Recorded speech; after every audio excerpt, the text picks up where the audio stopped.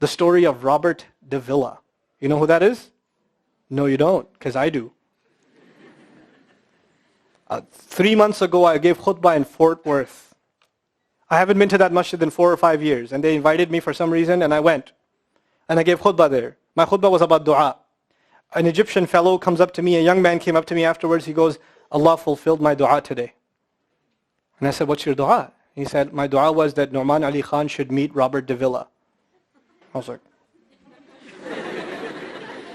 are you Robert Davila? He goes, nope, I am not Robert Davila. Robert Davila is my friend. But I think Allah is fulfilling my dua. I was like, fire away, I want to know. Robert Davila is a young man who lives in a town 40 minutes past Fort Worth. He was a farmer, young guy. And he was hit with some sort of genetic disorder that kicked in later on in his life, and he became paralyzed from the neck down. And he lives in a nursing home. Most people in that nursing home are 90 years, 100 years. They're really, really old people. And then there's, his room where he's paralyzed neck down. He's the only 30-something-year-old that is in the nursing home, okay? And he's been in that nursing home for the last 10 years. His family got a computer for him that's voice activated, so he can give voice commands, put a headphone on and Google stuff and search stuff so he can surf the web and find information. In his room, and by the way, staunch Christian family, the minister comes and prays for him every week and things like that. And his best friend was in the bed next to him. One of his best friends. He became best friends because he met him at the nursing home. This person was also paralyzed and he needed a new liver. Okay? A liver transplant. He was waiting for a liver transplant. And they used to talk about, God and things like that all the time. They were good friends. Finally, his best friend got a call that there's a donor available for the liver. So he's so excited. He goes, Robert, I'm going to miss you, but I'm going. I've got a donor. So they take his friend and they go into the operation, and his friend died at the operating table. Now his friend, who's also a Christian, the deceased friend, his sister, took one of the amulets of his friend, a crucifix, and she gave it as a gift to Robert. This is a reminder of your old buddy. So he hung it on the side of his hospital bed. Robert Davila lives a pretty decent life in there. The nurses take care of him. He's a happy guy. And one day he goes to sleep and he sees a man in his dream. That man says his name is Muhammad. And he says, pointing at the crucifix, God did not send messengers so they would worship the messengers. God sent messengers so you could worship God. And Jesus was just a man. He walked in the markets and he ate food. He walked in the markets and he ate food, and the dream stopped. He only knows that Jesus was just a man. He knows there's a man named Muhammad that said that to him. He said that messengers came so people could worship God and not the messengers. This is all he knows. So he starts Googling Muhammad. He finds Islam. He takes Shahada. When he takes Shahada, he wants to learn about the Quran. So he goes on these chat sessions and finds somebody needs to teach me Quran. He finds a brother in Egypt that he gets together with on Skype to try to learn Arabic. Learn the Arabic alphabet. Once he learned the Arabic alphabet, he learned to recite the Quran. He memorized 10 surahs from his hospital bed. Then he said, I'm beginning to memorize the Quran, and I'm beginning to learn about this prophet, but I need to understand the Quran. So he starts Googling how to understand the Quran. And for some reason, he ends up on my videos. And he starts watching my stuff. And he watched almost everything. And then here's the kicker. In the nursing home, there was an Egyptian fellow that used to come in and do some repair work. The Egyptian fellow has his own awesome story. The guy had basically lost faith. He wasn't religious. The nearest masjid to him was 50 miles away. So he didn't really go to Jum'ah much anymore. But he felt a spiritual void, so he started going to the church just to feel closer to Allah. Raised Muslim. He goes to the church just to feel closer to Allah. He's passing by Robert's room one day and he hears وَالْعَصْرِ إِنَّ الْإِنسَانَ لَفِي خُسْرٍ. So he walks into his room and says, Robert, what are you listening to? Robert says, nothing. That was me. And the guy says, you're Muslim? He goes, yeah, I became Muslim. And now this friend is in shock.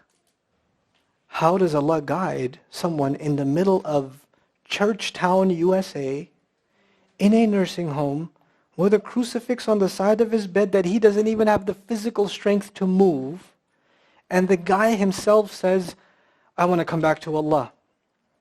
So he tells him about his, the friend he found online, Norman Ali Khan.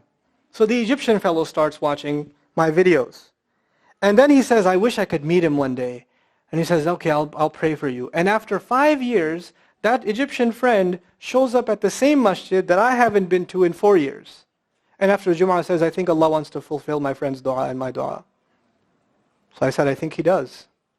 Let's go. So I took a few of us and we went. And we met with Robert.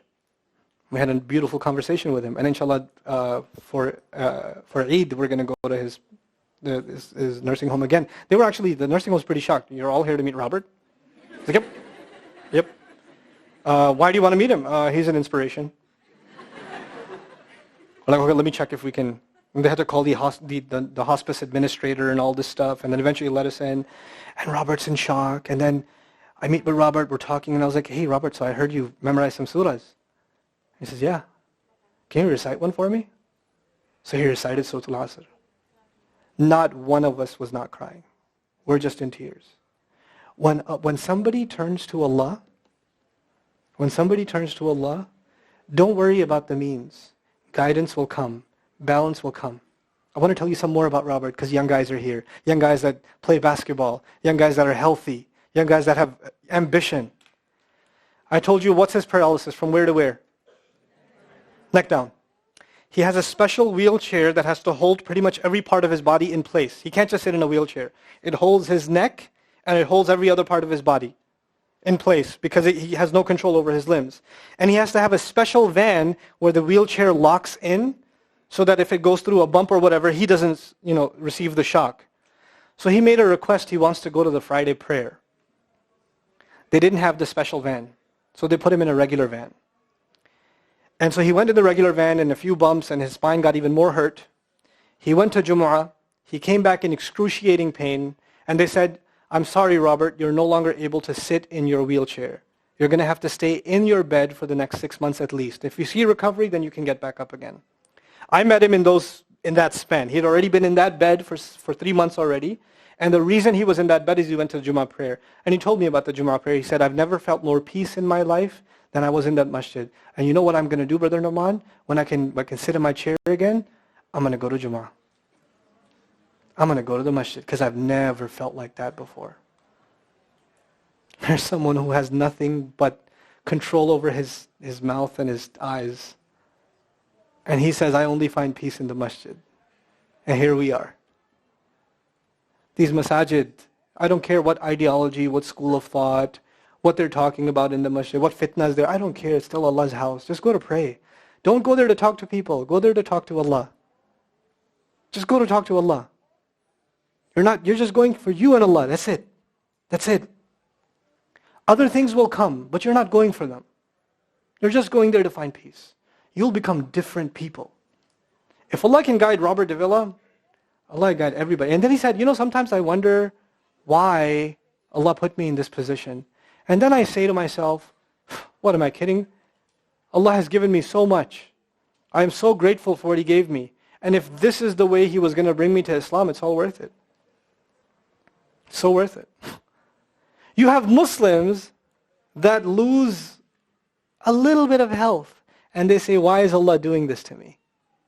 And this man, if you would think, nowadays atheists argue because of suffering, there's no God.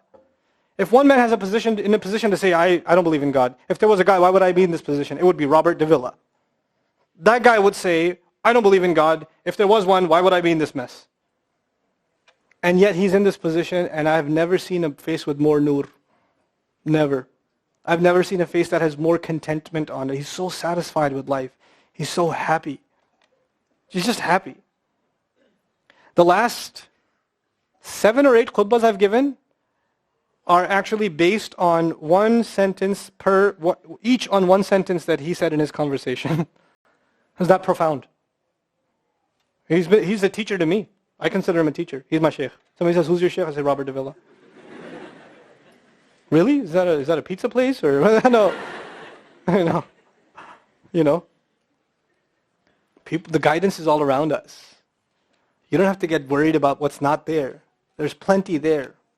You know what Allah did for the people of the cave? You know He even guided them in where to sleep. You know He even guided them on where to turn. As the sun was coming, they'd turn away from it. As the sun came from the other side, they'd turn the other way. Allah will guide you in your sleep when you make dua to Him. He'll even guide you in your sleep. Every toss and turn will be guided by Allah. Can you imagine? We shouldn't be skeptical in Allah's guidance. We shouldn't worry about how am I going to find balance. No, that's Allah's job to guide you. Your job is to talk to Him. Your job is to get sincere. That is the message I have for you. That is how we're going to find balance. Honestly. And if once you do that, once you become sincere to Allah, Allah will open doors. Allah will give you friends. Allah will give you teachers. Allah will give you access to resources, all of which are going to bring you closer and closer and closer to Him and to the truth and make life better for the people around you. This is really the gist of what I wanted to share with you. I don't want to speak longer. I've spoken too long already. I love coming back to you.